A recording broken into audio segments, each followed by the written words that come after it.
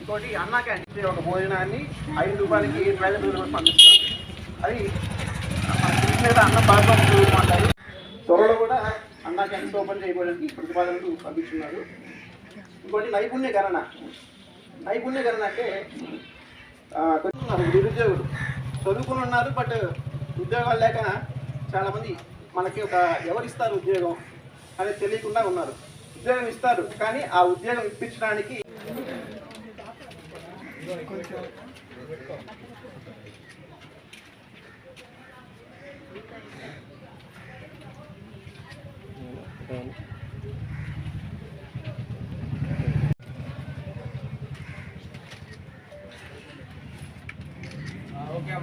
Wait మంచి ప్రభుత్వం ఇది మంచి ప్రభుత్వం అనే కార్యక్రమానికి మనము ప్రతి ఒక్క ఇంటికి వెళ్ళి ప్రతి ఒక్క వ్యక్తికి తెలియజేయడంలో మనం ఎంతో కృషి చేసేటువంటి మన తెలుగుదేశం పార్టీ నాయకులకు, కార్యకర్తలకు, ఎన్ టీంకు, మహిళా శక్తికి,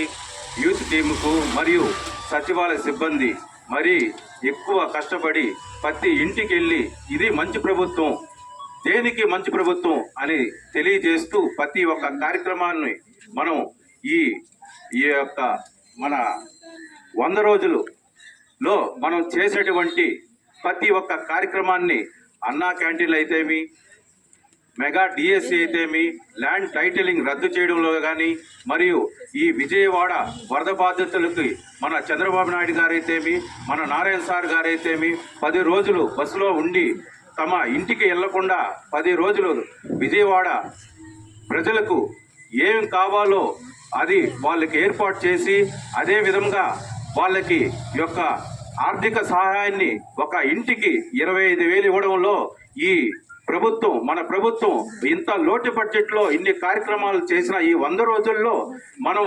ఒక తెలుగుదేశం పార్టీకే సాధ్యమైంది కానీ ఏ పార్టీకి సాధ్యం కాదు అన్నట్టు చేసిన మన చంద్రబాబు నాయుడు గారికి, మన నారాయణ సార్ గారికి మరీ మనం అందరూ అభినందనలు తెలియజేస్తూ ప్రతి ఒక్క కుటుంబం కూడా మన చంద్రబాబు నాయుడు గారిని, అట్లాగే మన పురపాలక శాఖ మంత్రి నారాయణ సార్ గారిని మరీ ఎక్కువగా ఎంత అభిమానిస్తున్నారంటే అంత అభిమానిస్తున్నారు. ఈ 100 రోజుల కార్యక్రమంలో మనం చేసినటువంటి ప్రతి ఒక్క మంచి కార్యక్రమాన్ని మనం ప్రజల్లో